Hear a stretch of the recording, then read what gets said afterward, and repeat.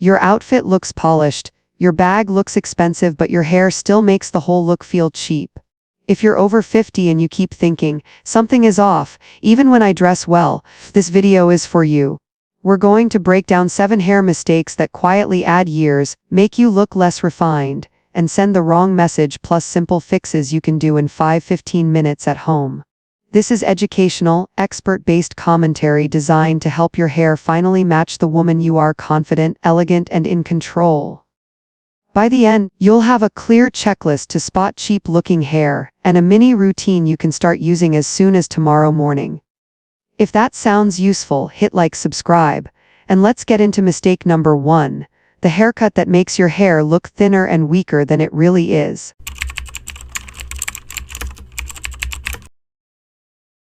When you look in the mirror, start with your ends. Do they look full and solid, or wispy and see-through, like little threads? If your hair has been overlayered, thinned out at the bottom, or kept in the same dated shape for years, it instantly cheapens your overall look. On a mature face, thin, frayed ends don't read as light and youthful, they read as tired hair that's hanging on instead of framing you with intention. This kind of cut exposes every bit of thinning and breakage.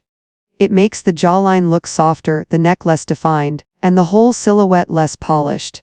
That's why you can wear a beautiful blazer and great jewelry, yet still feel something looks off the moment your hair moves. The solution is not necessarily to go short, it's to go precise. A blunt cut or a soft lob that sits around the collarbone is one of the most flattering shapes for women over 50, with fine or aging hair. A clean, even line at the bottom instantly makes the hair look thicker and more expensive. You don't need to reinvent yourself, you just need structure.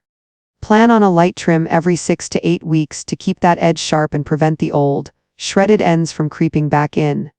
Your daily routine can be simple. Spend 5 focused minutes in the morning, brush from roots to ends with a gentle brush to distribute natural oils, adjust your part so you're not exposing the thinnest area of your scalp, and smooth one small pump of a lightweight serum or oil through the mid-lengths and ends. This gives the bottom of the hair a bit of weight and shine, so it falls in one clean curtain instead of breaking into frizzy flyaway pieces. Imagine this in your own life for a moment.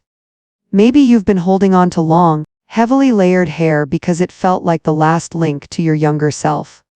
Maybe every time you see a photo with your daughter or a younger colleague, you notice their hair looks full and intentional, while yours looks stringy at the bottom. That's exactly what happened with one client in her late 50s. She didn't change her color, her makeup, or her wardrobe. She only swapped her dated, over-layered cut for a blunt lob that skimmed her shoulders. Overnight, people stopped asking if she was tired and started saying, she looked energized, sharper, more put together. Her age didn't change, but the message her hair was sending did. Ask yourself honestly, if you crop just 2 or 3 inches to create a solid, healthy edge, would your face look more defined? Would your neck look longer? Would your whole outfit suddenly make more sense? If the answer is even a hesitant yes, your cut is quietly working against you. Once the shape is under control, the next factor that can still make your hair look inexpensive, no matter how perfect the cut, is color. One wrong tone can undo all the work you've just done, so that's the next piece to fix.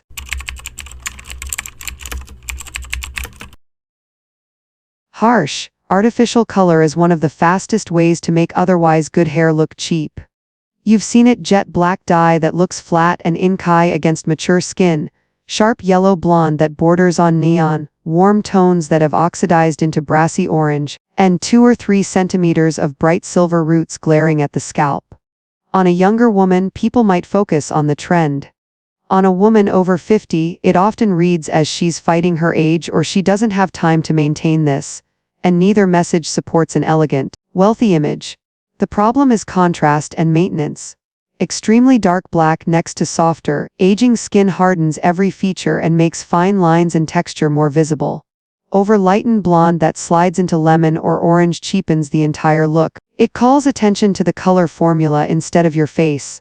Visible gray roots against a drastically different mid-length and ends shout that your schedule is running the show, not you. Together, these elements create the impression of someone chasing youth instead of curating a refined, current version of herself. The fix is to let go of extremes and move towards sophisticated neutrality. For most women over 50, soft browns, mushroomy neutrals, or cool beige tones are far more flattering than stark black or screaming blonde. Instead of covering every silver hair with a solid, opaque color, consider gray blending, weaving in lowlights and slightly deeper tones so the natural silver becomes part of the design, not the enemy. This reduces the line of demarcation when your hair grows and makes root regrowth look intentional rather than neglected.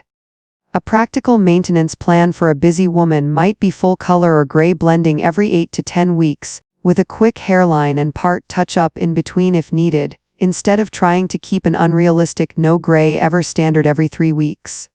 One client in her early 60s is a perfect example.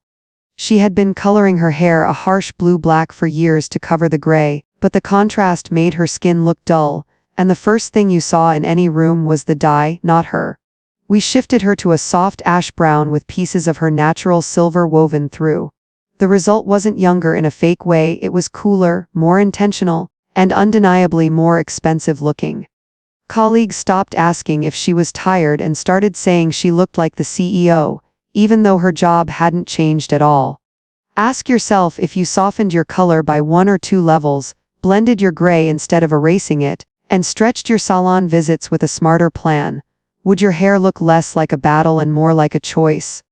Once your cut and color are speaking the language of subtle luxury, there's still another trap that can ruin the effect in seconds: styling that's stiff, oversprayed, and helmet-like. That's the next mistake to tackle.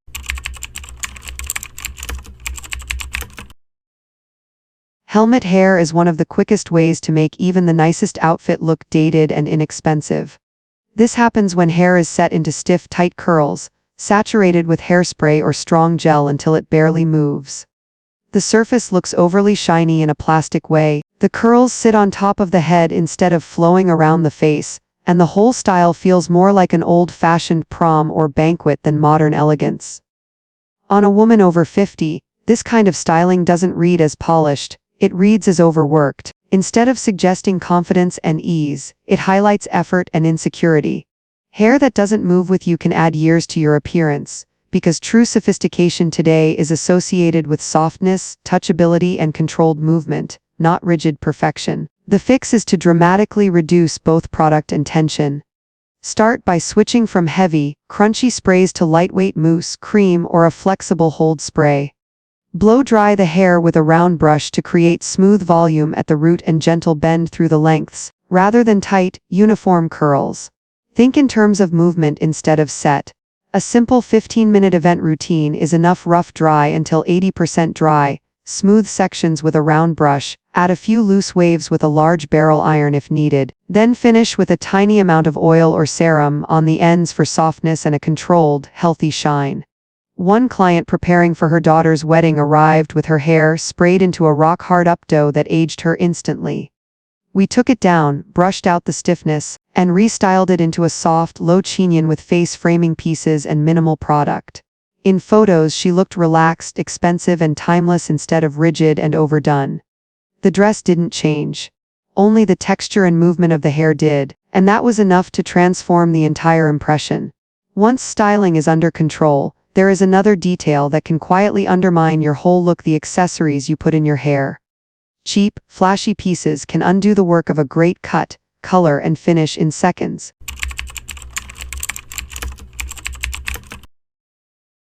Cheap hair accessories can undo an otherwise elegant look in seconds.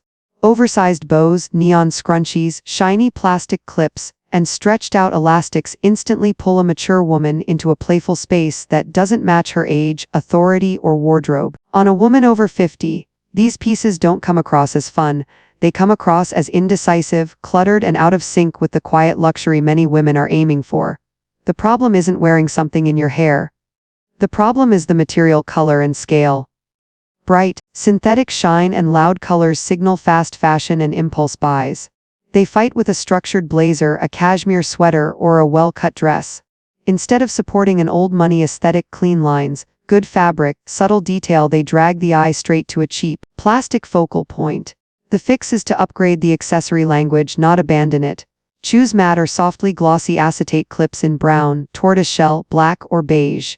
Switch to fabric-covered elastics in neutral tones that don't shout for attention. Aim for shapes that are simple and slightly smaller than you think you can get away with. The accessory should almost disappear into the style, adding polish rather than personality. A few quick, age-appropriate styles take only minutes. A low ponytail at the nape secured with a slim elastic, then wrapped with a small section of your own hair and pinned, looks intentional and refined. A low, loose bun held with a tortoiseshell claw clip feels modern and effortless, especially with a few soft pieces left around the face. A half-up twist secured with a minimalist barrette opens the face and works well with glasses or earrings without looking busy. One client, a 52-year-old boutique owner, used to wear bright satin bows and glittery clips because she thought they made her look friendly and on trend for younger customers. In reality, they clashed with her tailored trousers and silk blouses. When she replaced them with a simple low bun and a dark acetate clip, something shifted. Customers started assuming she was the owner, not a sales associate. They asked for her opinion more, trusted her styling advice, and treated her like the expert she actually was. Ask yourself, if you removed every bow, neon scrunchie, and plastic clip from your bathroom and replaced them with 3 neutral, high-quality options, how different would your hair look alongside your favorite blazer or coat? And even with better accessories, there is another subtle detail that can still make your hair red as neglected, rather than intentional roots that are oily while the ends are dry and frizzy. That imbalance is the next issue to correct.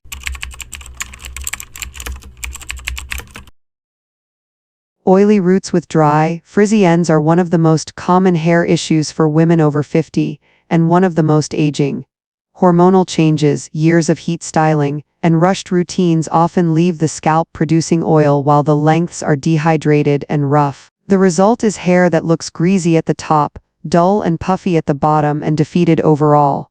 Even if your outfit is polished, this kind of texture sends the message that you are constantly rushed and don't have 5 minutes for yourself. The goal is to rebalance, not overload. At the roots, you want freshness and lift without visible residue. Choose a translucent dry shampoo, not a chalky white powder. Hold the can a few inches away, spray lightly along the part and around the hairline, let it sit for a moment, then massage with your fingertips as if you were shampooing. This breaks up the oil, adds a bit of volume, and makes the scalp look clean again. Done correctly, no one should see the product, they should just see hair that looks as if it was washed this morning. From the mid-lengths down, the needs are completely different. This part of the hair has lived through years of styling and color, so it needs lubrication and smoothing, not more cleansing. A natural bristle brush helps distribute the scalp's oils down the hair shaft, softening frizz and giving the ends a slight sheen. After brushing, take 2 or 3 drops of a lightweight oil or serum, rub it between your palms, and gently press it into the mid-lengths and ends only. Avoid the root area. This simple step gives the bottom of the hair a healthier, more expensive-looking finish instead of a dry, fuzzy halo. A realistic 5-minute morning routine might look like this: 30 seconds of translucent dry shampoo at the roots, 1 minute of massaging and brushing through, 1 minute of directing the hair with a blow dryer on a cool or medium setting to reshape it, and 30 seconds to apply a touch of serum to the ends.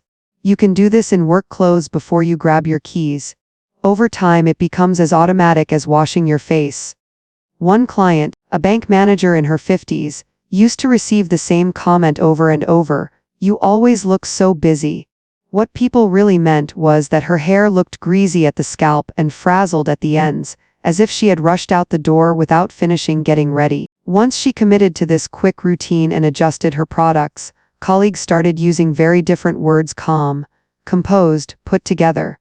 Her schedule didn't change, but the way her presence was read in the room did.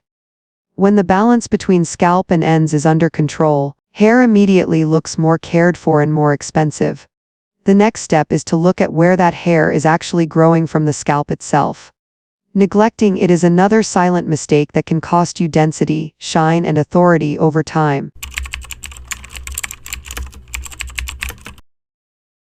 Most women invest in masks, oils, and conditioners for their ends and completely forget the skin their hair actually grows from. When the scalp is ignored, buildup from products, sweat, and sebum sits around the follicles.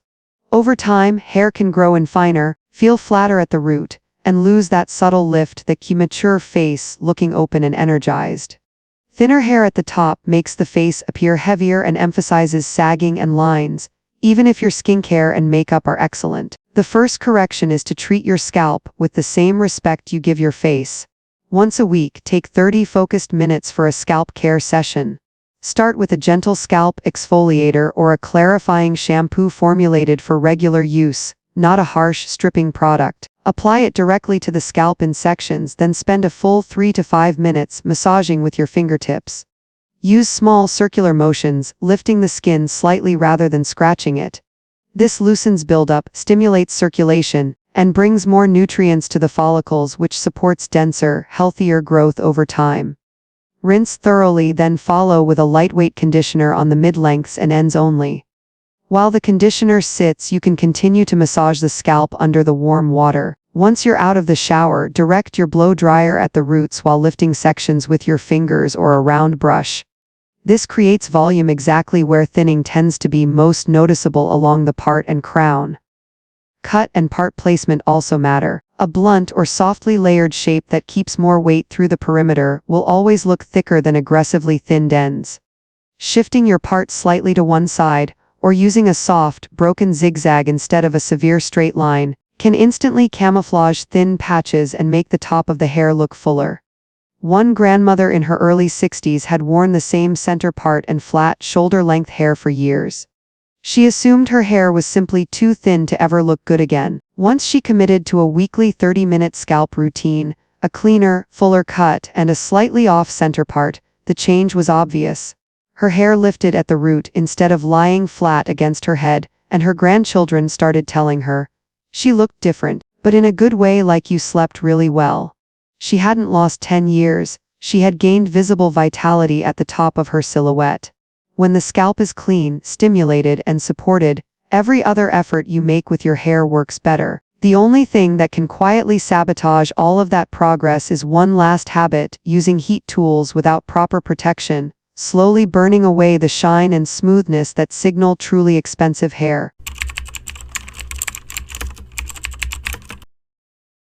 Excess heat and chemicals are like a slow burn on your hair, and skipping heat protectant is what turns that damage from temporary to permanent. Daily flat ironing, frequent curling, regular blowouts, plus straightening or perming on top of color services all chip away at the cuticle. The result is hair that looks fried at the ends, split up the shaft, and stripped of its natural shine. No matter how expensive your blazer or jewelry is, charred, dull hair will always pull the look down and make everything feel cheaper. The rule with heat after 50 is simple: less, but better. You do not need to swear off hot tools forever, but you do need to treat them like a powerful skincare acid, used carefully, on purpose, and never without a barrier. Before you put a flat iron, curling iron, or even a hot brush near your hair, apply a true heat protectant from mid-lengths to ends. It can be a spray, cream, or lightweight serum, as long as it is designed to protect up to the temperature you use. Comb it through so every strand has a thin, even coating, then let it absorb for a minute before styling. Keep the temperature as low as you can while still getting results, and avoid going over the same section again and again just to be sure. One woman wrote in, convinced the only way to fix her hair was to cut it into a short crop.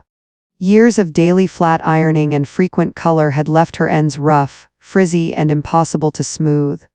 Instead of chopping it off, she agreed to a 3-month experiment: no more than 2 heat styling sessions per week, every session with proper protectant, plus air drying or cool drying on the other days. By the end of that period, her hair wasn't magically brand new, but it was noticeably softer, less frizzy, and able to hold a style without looking scorched. She kept her length and gained back the shine that makes hair look truly expensive. When you combine smart heat habits with the other changes: better cut, softer color, modern styling, refined accessories, balanced roots and ends, and a healthy scalp, you stop fighting your hair and start using it as one of your strongest style assets. So those 7 cheap hair mistakes aren't a life sentence for your hair. They're 7 clear chances to upgrade how you show up in the world. When you fix them, the same clothes, the same makeup, even the same jewelry suddenly look more expensive, because your hair finally supports the image you want. Before you walk away from the mirror tomorrow, run this quick hair checklist: are your ends clean and solid, or thin and frayed? Is your color soft and blended, or harsh with obvious roots? Does your hair have a healthy sheen, or look dull and tired? Are your accessories refined and minimal, or cute and plastic? Do your roots and scalp look fresh and supported, or oily and flat? After 50, the goal isn't to look 30 again. The goal is to look smart, self-possessed, and quietly elegant with the age and experience you've earned, and your hair can either argue with that, or reinforce it.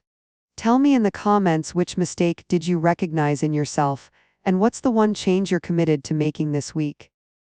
If this helped, don't forget to like the video and share it with another woman who deserves hair that looks as powerful as she is. And make sure you're subscribed, because in the next video we'll dive into the specific hairstyles that can secretly add years or instantly take them off. See you there.